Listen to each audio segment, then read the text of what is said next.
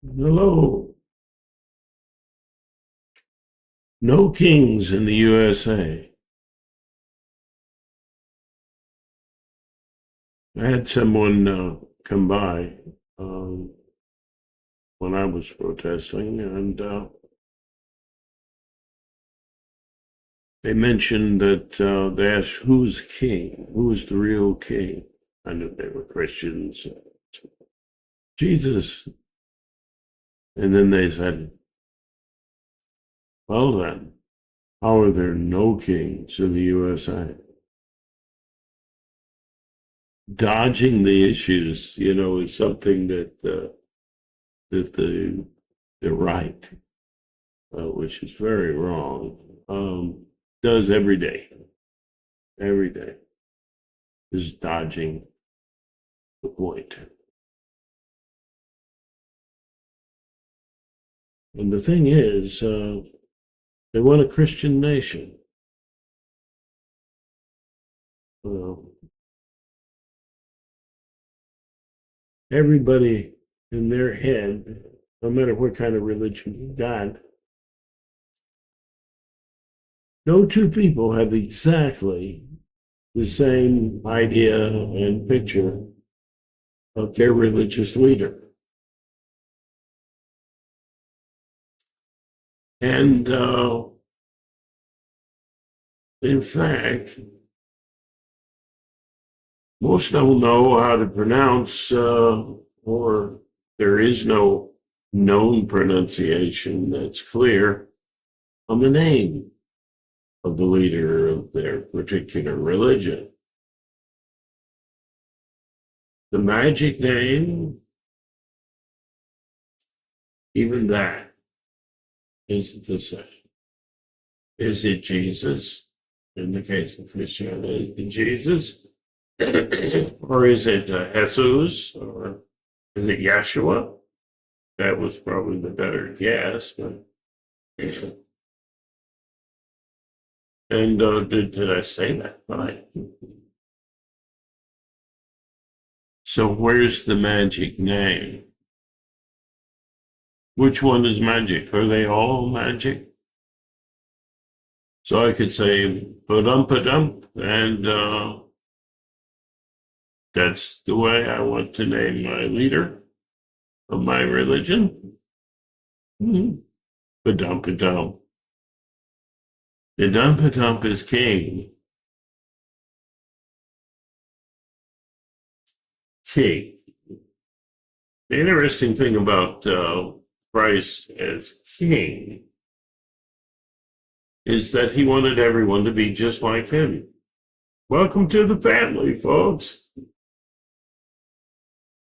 Where's the king then? He's the king, and so are all the others who follow him. Yeah. All right. So who's the king? Well, it seems that there's something in all the religions in their reference to their leader that's a lot like the concept in Hinduism, where they say your image of the divine, your Ishtadevata, your favorite way of seeing the whole thing. Well, that's good. Why not? Why not? So that gets into what is the divine.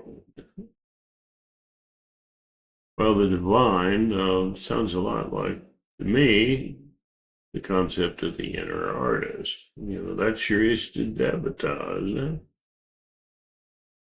That amazing, incredible, not fully recognizable, or I mean, fully cognizant, understood brain that we all have that knows And they've studied this, and there's evidence. It knows what we've decided to do before we're aware of having decided it. That is mysterious, isn't it? So, when we're addressing our idea, it's your brain that creates all of your concepts, your concept of who you are, your concept of who other people are, and it's your brain is using some information from the real world, but it's your creator of all you imagine to be real. And so when you're looking to your higher power, wouldn't it be that part of you that knows what you deciding to do before you decide to do it? That sounds like a higher power to me. And it is the creator of all you imagine, the creator of your version of the universe, the creator of your version of Jesus and Buddha and Muhammad and Krishna and Moses and whoever else. It's your idea. And it's coming from your brain. So the divine, that's what you think is divine. What your brain gives you is what you think is divine. So what's the ultimate origin of your idea of divinity? Your brain.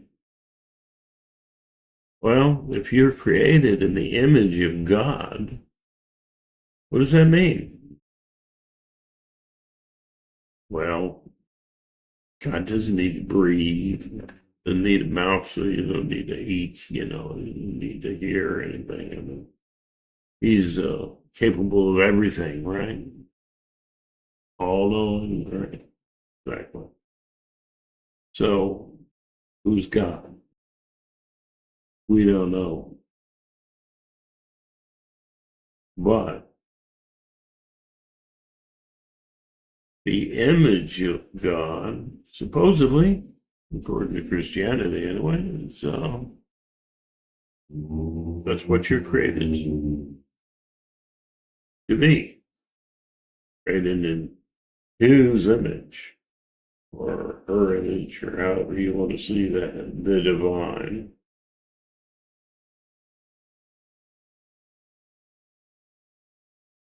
And the one creating it all is your brain. It is your truest self. And if there's an image of God, that would have to be it. Not your face. Imagine a planet where evolution took a different course. And the most intelligent creature looks more like a reptile. Or, gosh knows, some weird blend of mammalian and reptile. Who knows? Who knows? Well, what's the image of God over there? It would be their brain. That origin of all you imagine, the ultimate creator of you, of who you think you are, and of your idea, your imagination of the universe. Correct? So think about that. So no kings in the USA? Absolutely none. And if Jesus is the king, so are you.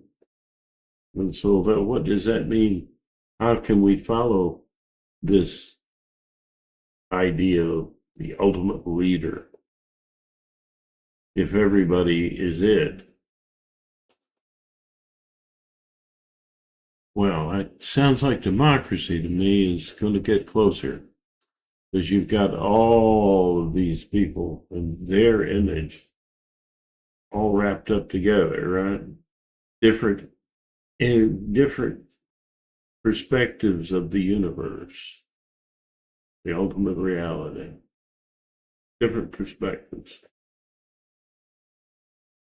Well, when you put all the perspectives together, it still isn't enough, but you're getting closer, right? You're getting a little closer. So, no king in the USA or in the world. Right. It's democracy. It gets you closer to this idea of the ultimate leader.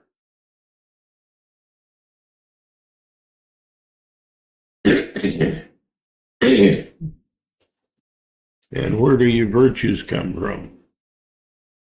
Come from empathy. Creative empathy gives you your artfulness, your tolerance, your ability to see things from a number of perspectives. Wow, that gets really, kind of closer to your brain. I call that the inner artist. But the inner artist is not just transcendent to your daily experience, your emotional impacted self. It's not just able to view you and all that you imagine and, step back from it all. It's also immanent as you and as different perspectives used in empathy, objective empathy, and compassionate empathy. Compassionate empathy gives you goodness, right? And objective empathy gives you truth.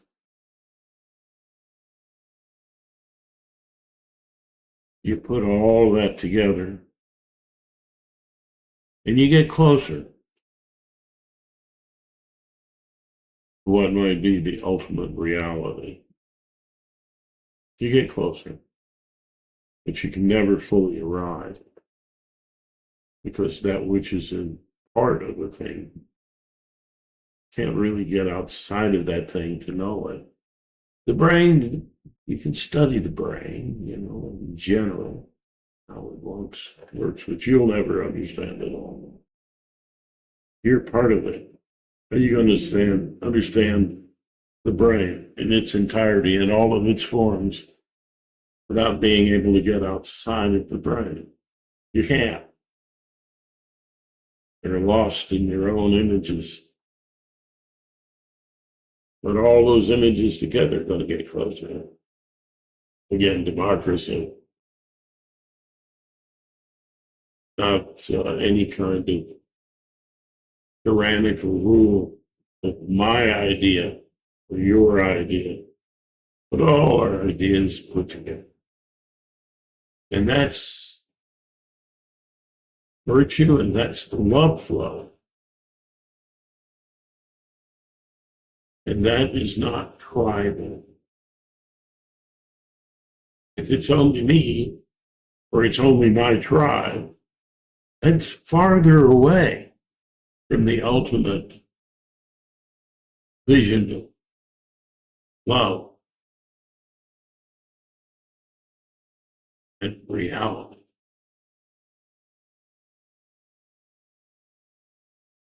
That's farther away, not closer. Well, the tribe is closer than the individual, but the tribe is not enough.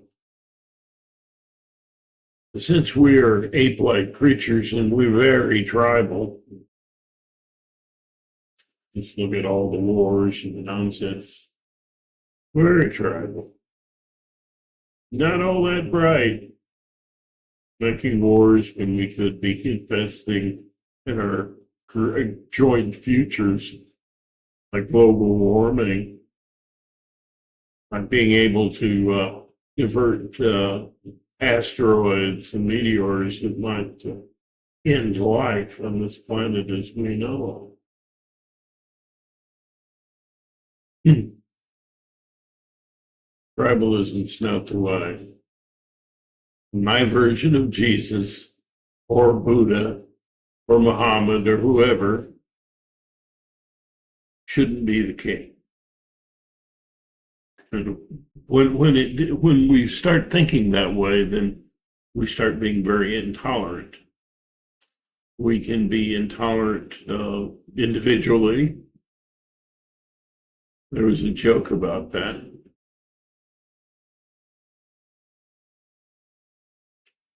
And I'm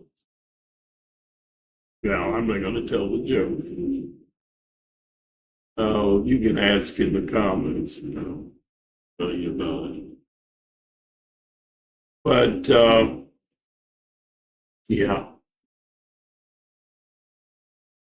that intolerance is not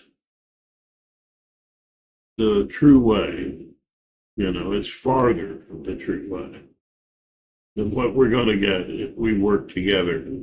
And the love flow supports all those virtues, because these are ways of meeting human need and considering the human need of everyone else. So when you enforce your laws, and you're separating a mother from its child, that's not the love flow. What should be the ultimate law? Love flow. Not anyone's particular religion, not anyone's particular view of the divine. In fact, you kill the divine when you don't love your neighbor, when you don't love everybody. They say, well, that's not what Jesus taught. Hello? Who did he say was in his group? That's interesting. It sounds like everybody. But because he saw people doing bad things as spiritually ill, and him the physician, so he still loves him. But when he did his last judgment, his assessment, let's put it that way, because I don't think he, but this, my view, Jesus doesn't send anybody to an eternal hell. But maybe yours does. But if it does, consider what the Bible says he said about it. You saw me hungry, you gave me to eat. You saw me thirsty, you gave me to drink. You saw me unclothed, and you gave me clothing. You saw me in prison, and you visited me. That pretty much, and he says to one group, you didn't do that. They said, when did we not do that? And he says, when you didn't do it for the least of these. That means everybody. Everybody. You didn't have empathy for everyone. You had a little shy. And the other group says, well, when did we do that? They didn't even know who he was. But he said, when you did this for everyone, you did it for me. So if you want to have this particular Jesus perspective as your king, your leader, remember, he tolerated everyone. And when he said, you visited me in prison, he was talking about the other side that wasn't doing the right thing. Yeah. You gotta love them too.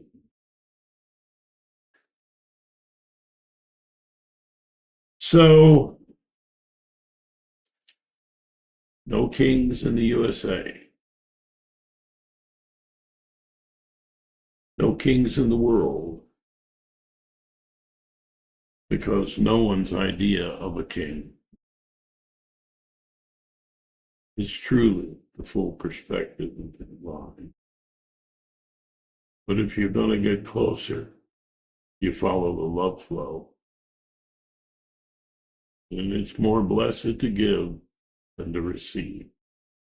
So consider that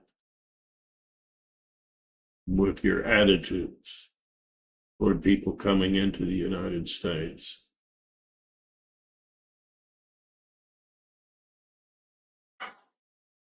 Consider that.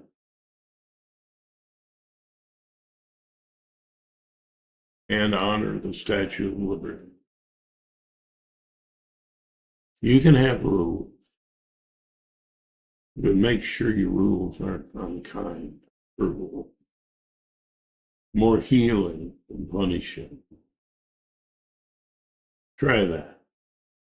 We might all get a little closer to what really is the divine.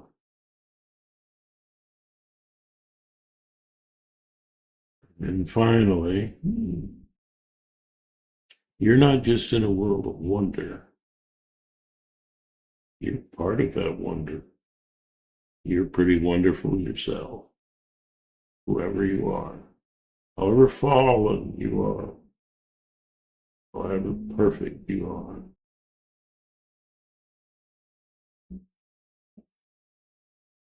Perfection. It's like the divine. We try to get there, and we just do it best we can. And most people are trying to do that. Remember that. And remember, you're wonderful. A wonder. A part of the wonder of the universe, knowing itself. And so is everyone else. Until next time. Live long and prosper. And no kings in the USA.